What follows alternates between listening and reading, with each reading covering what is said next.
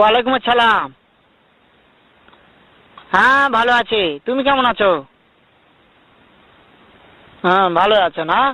আচ্ছা তুমি কার সঙ্গে আছো? ওই মাদার চোদের সঙ্গে।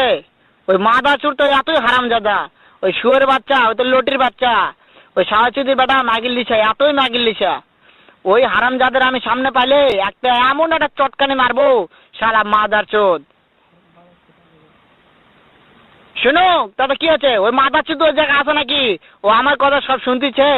ওই সাওয়াচুদির বেটাকে শুনে শুনে আমি বেশি বলবো।